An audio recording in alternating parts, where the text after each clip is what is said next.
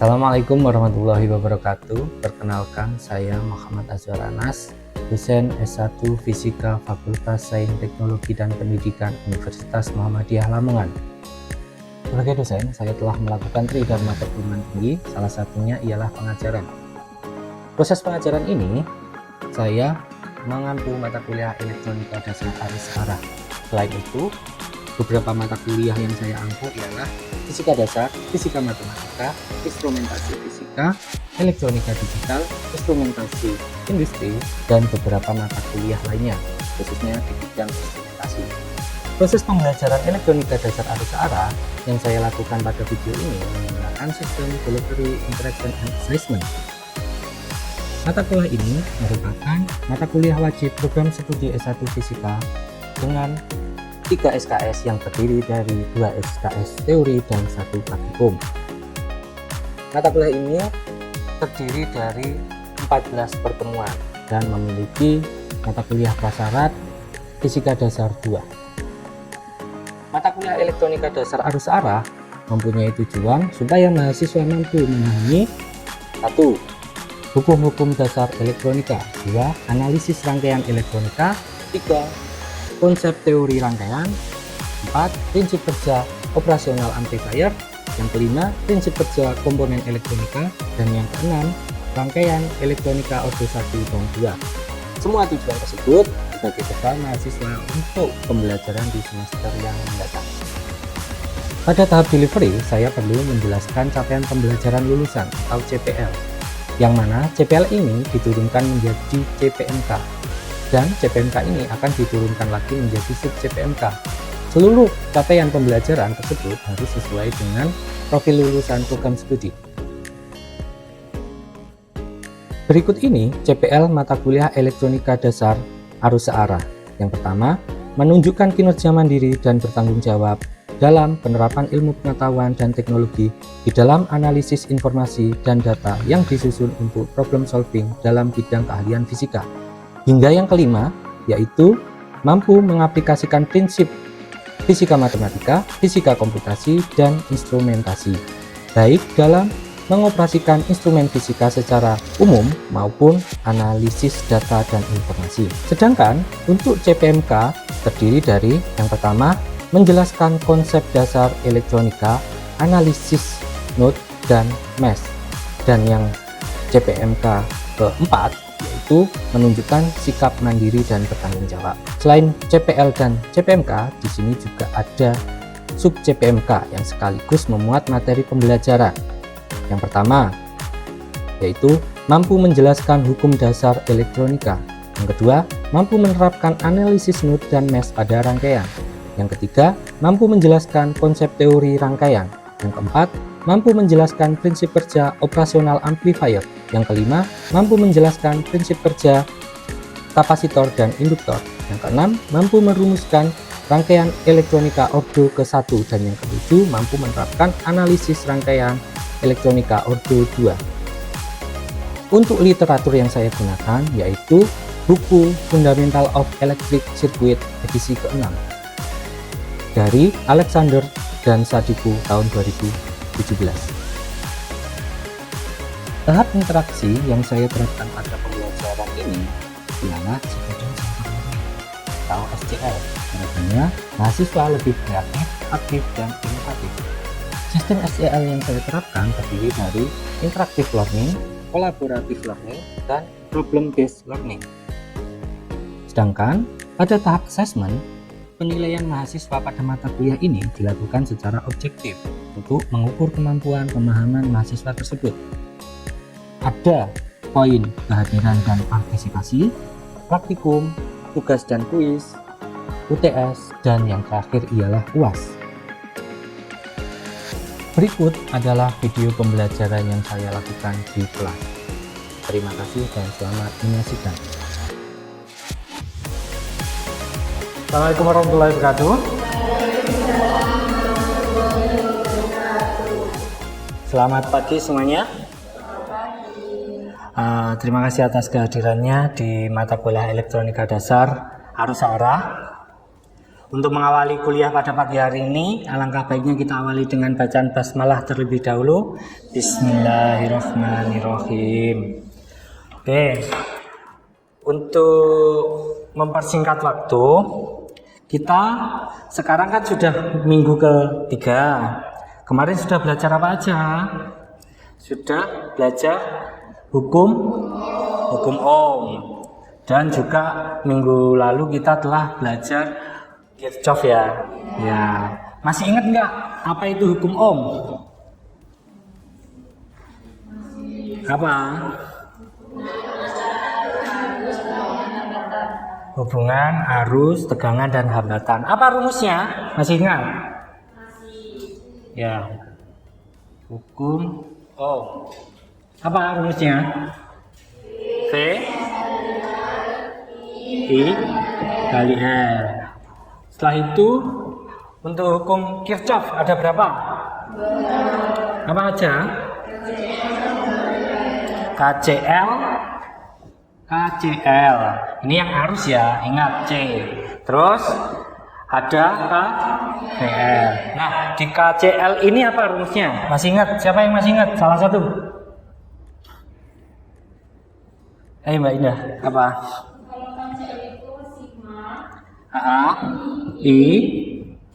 I-in. Oh, I masuk ya. Terus sigma I out keluar. Jadi kalau KCL itu jumlah arus yang masuk sama dengan jumlah arus yang keluar. Harus diingat-ingat terus karena habis ini kita akan belajar ke analisis node, itu tidak bisa lepas dari ini. Habis itu ada lagi terkait KVL. Apa rumusnya yang KVL? Mbak Devta?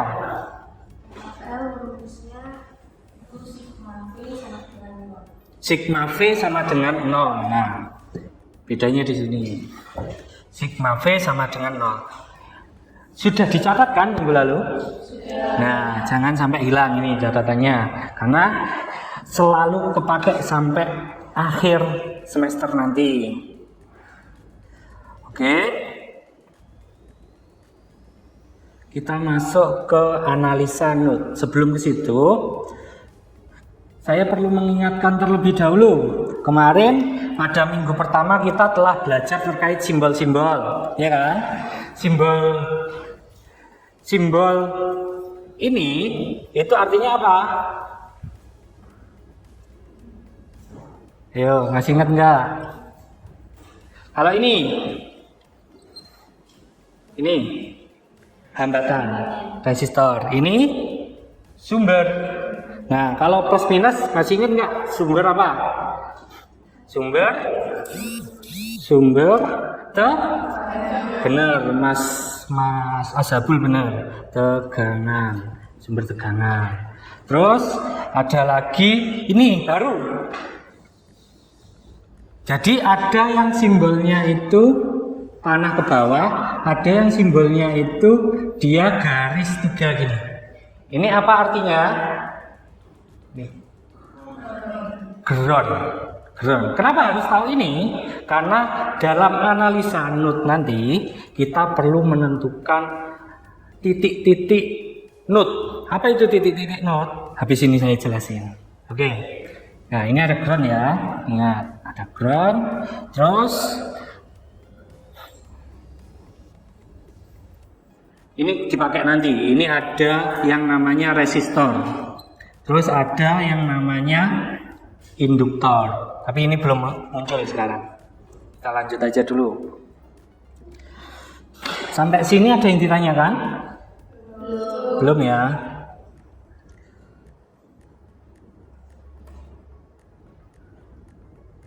Nah, biasanya teman-teman kalau udah ada rangkaian gini itu udah mumet duluan. Ya. Apalagi ini namanya analisa node. Notutan dulu kepalanya. Jangan ya. Oke, sebelum ke analisa node, teman-teman harus memahami step-stepnya.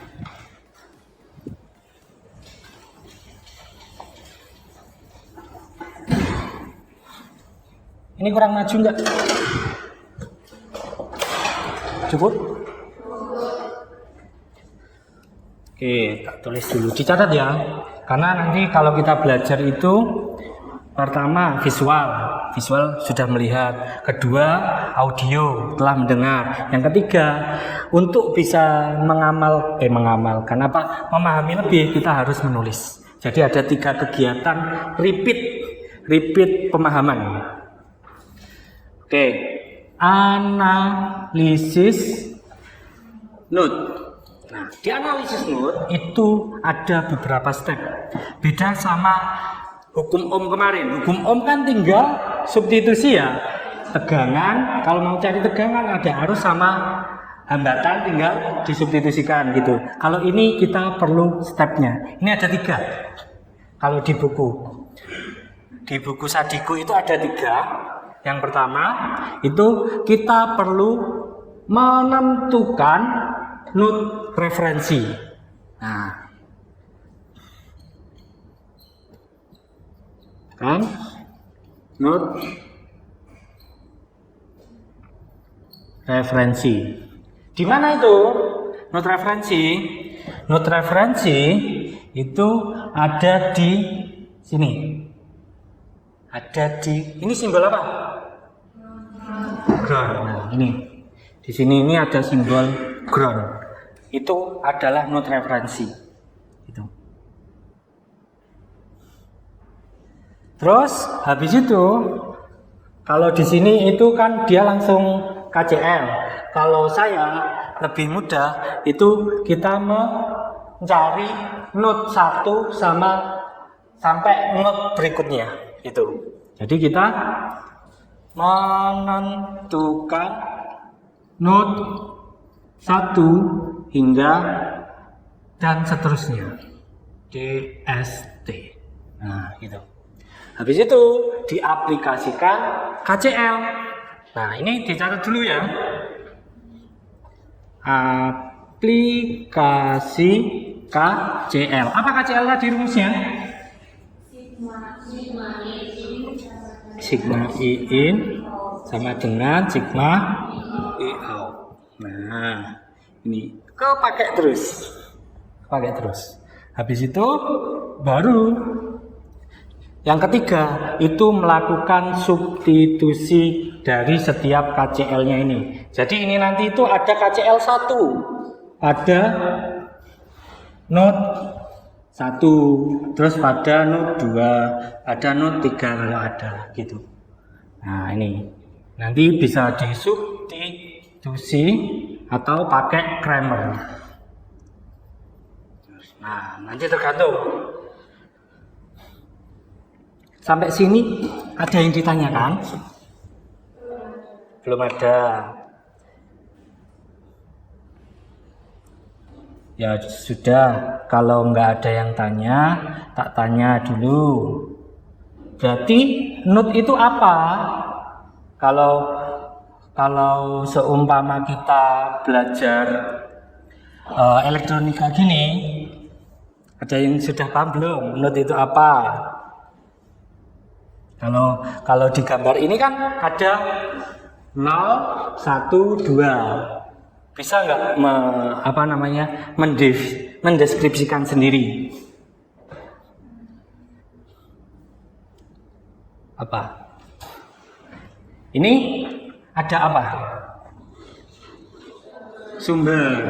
Nah, ingat kalau sumbernya itu plus minus itu tegangan. Kalau sumbernya itu ada arahnya seperti ini sumber arus. Ingat ya? Oke. Nah, ini ada sumber. Berarti termasuk komponen elektronik atau bukan? Ya. Ini ada komponen elektronik. Nah, di sini ada cabangan. Nah, hubungan antara 2 atau lebih komponen elektronik itu dinamakan node. Seperti itu. Nah, boleh dicatat.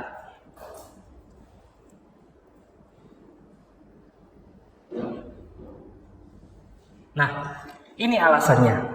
Kenapa step pertama tadi itu kita harus menentukan node referensi, karena aliran arus itu dari potensial tinggi menuju potensial rendah. Seperti aliran air mengalir dari tempat tinggi menuju ke lebih rendah. Ada yang rumahnya pegunungan? Enggak ada. Pesisir pantai? Ada. Nah, berarti itu kalau di listrik itu tegangannya rendah, ketinggiannya rendah. Gitu ya. Oke. Jadi kalau kita punya rumus hukum Ohm tadi, apa hukum Ohm tadi rumusnya? V sama dengan I kali L. Nah, kalau KCL itu kan sigma I kan yang dicari, sigma I. Jadi kalau seumpama I yang dicari, I sama dengan apa? Tegangan dibagi R, hambatan. Benar sekali. Nah, benar sekali. Nah, karena node di sini ya, itu ada apa namanya? Pengaplikasian KCL, berarti ada aliran dari tinggi ke rendah. Makanya di tegangannya sini ini ada tegangan tinggi menuju tegangan rendah. Nah, ini dikurangi gini. Jadi di setiap node nanti itu akan ada KCL seperti ini. Untuk mempermudah, kita langsung ke contoh soal saja. Calculate, hitung tegangan node pada rangkaian yang ditampilkan pada gambar 3.3. Mana titik 3.3? Nah ini 3.3. Coba sekarang kumpul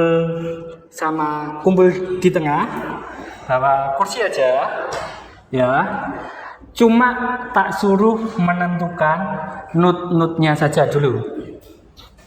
Coba berarti Mbak Via ke Mbak Devta, Mbak Lailin ke Mbak Dela.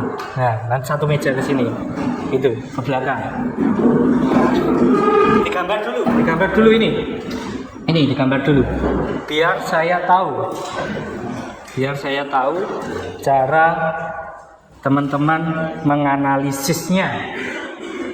Ada komponen apa aja di situ? Itu sumber arus atau tegangan? Harus dibuktikan simbol anak panah ya. Di sini node referensinya di mana, Mbak? Itu node apa itu? Node 1 2 lah referensinya. Nah, ditandai node referensi. Oke, setelah node referensi di mana node satunya wes terserah kalian. Boleh seperti itu. Jadi nanti node satunya kan dari sini, boleh di sini. Itu kalau dari cara saya lebih mudah. Kalau di buku itu lebih suka berurutan dari kiri ke kanan, gitu. Sama aja nanti hasilnya. Oke, yang di sini kalian kasih nama apa? Di sini node 1 atau 2? Node 1. Ada yang node 2? Oke, node 1 dan node 2. Oke, node referensi di mana tadi? Kelompok paling belakang. Node referensi di mana? Ground. Benar di sini? Saya gambarnya. Oke, ini berarti node referensi. Ini tegangannya 0. Oke, node 1 di mana? Yang depan sini. 4 ohm sama 2 ohm di sini berarti. Ini node 1, berarti V1 ya berarti ya. Nah, node 1 itu yang masuk arusnya kan ada I in sama dengan I out. I-nya mana? 5A, 5 ampere ya. 5 ampere. Terus keluarnya kemana? Keluar atau ada yang masuk lagi? V1-nya ini. Ke mana? Ke ground. Berarti ini ke sini. Berarti ada V1 min Berapa? Min 0. Dia dibagi sama apa? Dibagi sama hambatannya 2. Betul. Dibagi sama 2 ohm. Terus ada yang keluar lagi nggak? Ini kan masuk ke node ini. Terus ada yang keluar lagi nggak selain itu?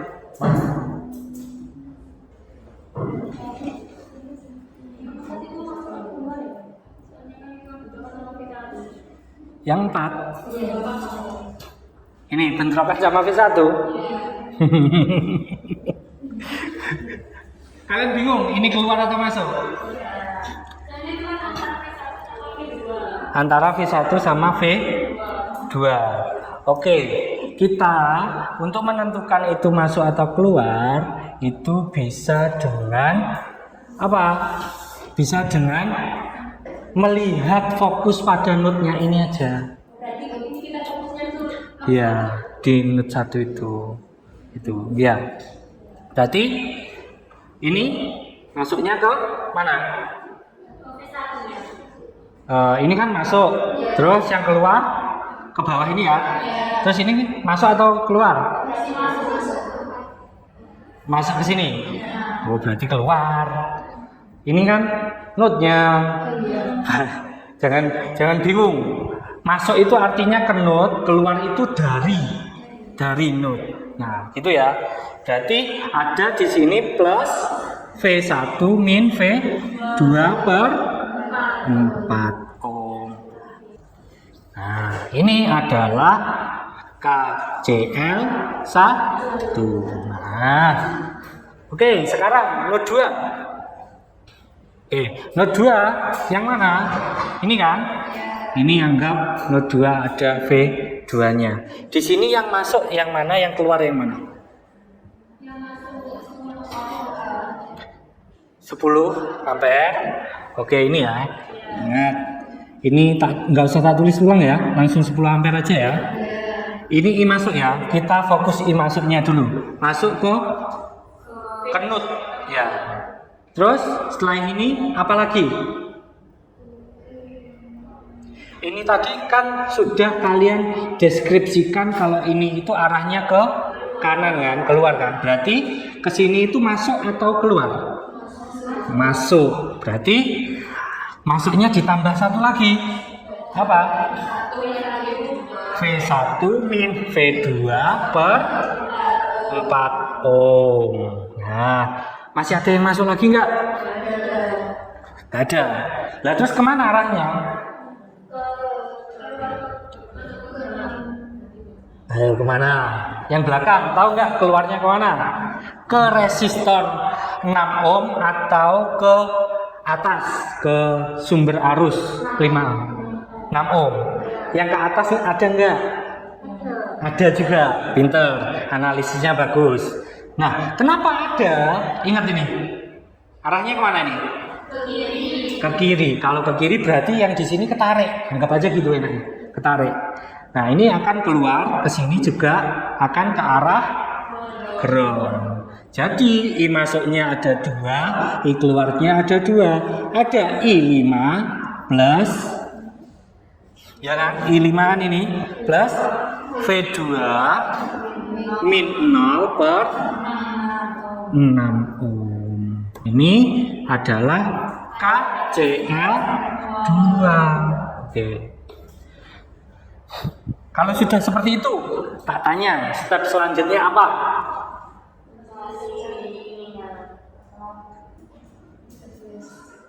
Kenapa kita nggak pakai eliminasi aja? Kalau ini kan sama. Kalau kita pakai eliminasi kan nanti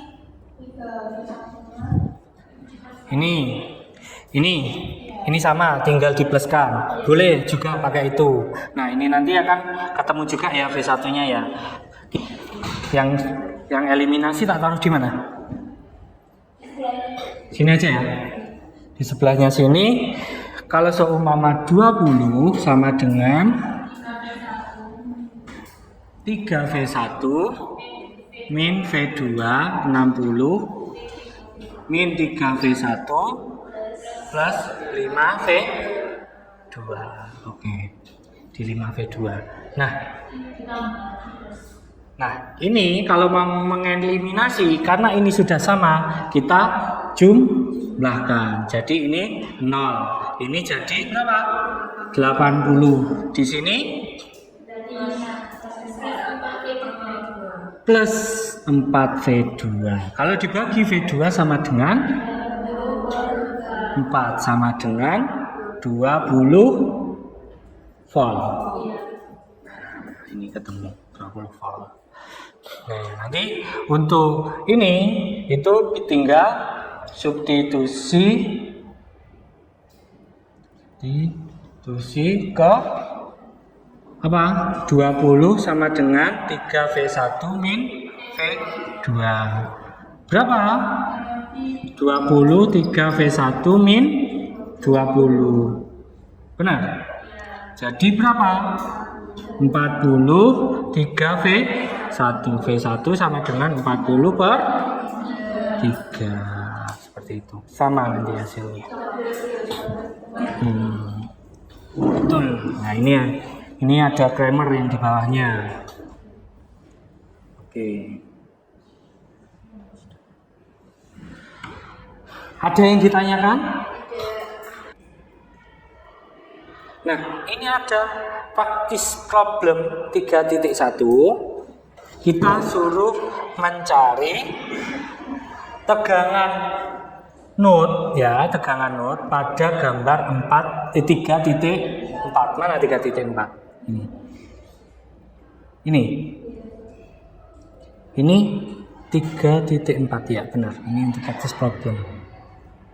Oke, di sini ini tugas kalian untuk saya mengambil nilai harian.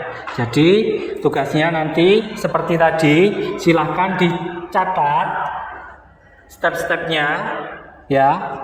Step-stepnya apa aja, mencari referensi, terus menentukan node, aplikasi KCL, terus melakukan step final yaitu substitusi, eliminasi atau pakai Kramer itu ya. Nah, itu. Nah, mungkin itu saja untuk pertemuan analisis node ini. Nanti kita lanjutkan lagi untuk analisis mesh. Itu ya, analisis mesh. Nah, ingat untuk poinnya nanti ini 5. Ada yang tanyakan? Tidak. Kalau gitu saya akhiri. Sekian dari saya, ada kurang lebihnya mohon maaf. Untuk mengakhiri kelas, kita berdoa kafaratul majelis bersama-sama. Subhanakallahumma bihamdik, asyhadu an la ilaha illa anta, astaghfiruka wa atubu ilaik. Wassalamualaikum warahmatullahi wabarakatuh.